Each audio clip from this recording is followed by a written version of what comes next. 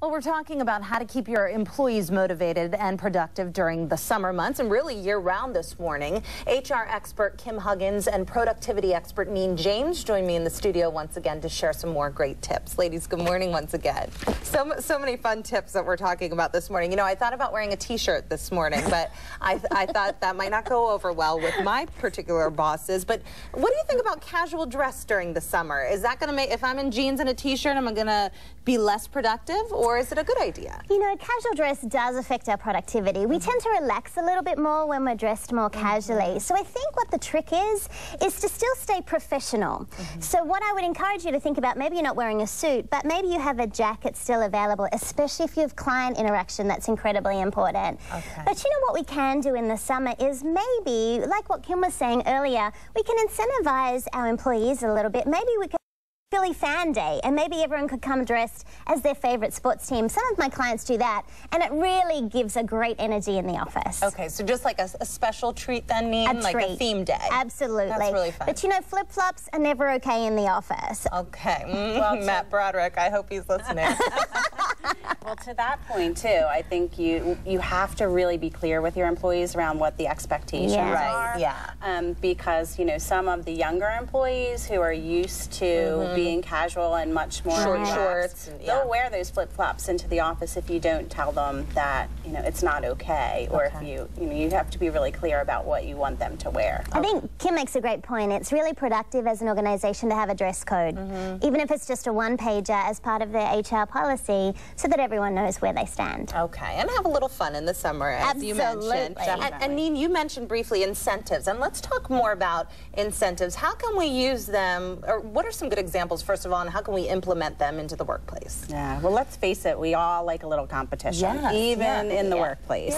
And you'll be amazed at how much you can accomplish when you incent people. So, you know, there's so many things you can do. I mean, a simple one is like, okay, if we clean up and organize the file room by next Friday, the boss buys everybody ice cream or pizza. Or you can get more formal, you know, with your sales employees about bringing in new customers. You know, if you bring in a certain number of new customers, you know, there's some incentive tied to it. And it can really get people excited, you know, build some competition in the office, have some fun. And good for business, like you said, if it's motivating people to do more business. Absolutely. And these are things we want to stress again, not just during the summer. You guys recommend year-round for incentives, right? Definitely. Okay, super. Let's talk team building a little bit. Now, when I was in, you know, leadership camps growing up, you know, it seemed like every camp we played the game with, you know, with the wood boards. Let's get the whole team across the room using 2 boards. How can we encourage team building without those kind of activities that after you've done them 100 times, you know, the employees might be rolling their eyes a bit? Right. So a couple of my clients have done some really fun things. One client had a weight loss program. So it was a little bit competitive, but it encouraged the team members to really get together and work towards a common goal. So that was fantastic. Another client has what they call cultural lunches. One of the firms that I work with has so many countries in their firm. So each person brings something from their country and they share lunch. So it's really fun. And so people look forward to those in the summer. And you know, the weather's beautiful. How about organizing a team sport? But Eve, the tip is, get your employees to organize it. That's how you increase motivation and productivity. Okay, interesting. I like these out-of-the-box ideas, you know, different from the activity like I mentioned, or the team cheers or songs and chants, you know.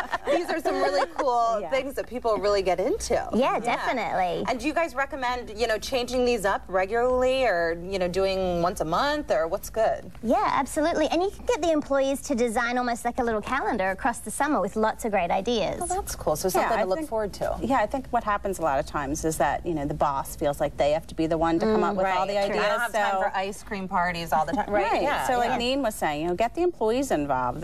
They get so into, you know, coming up with these cool ideas. And or everybody take a month or something. That's cool. That's really a great idea. So let's lastly just talk about feedback. You know, what have you heard from your clients who have incorporated some of these tips to motivate their employees?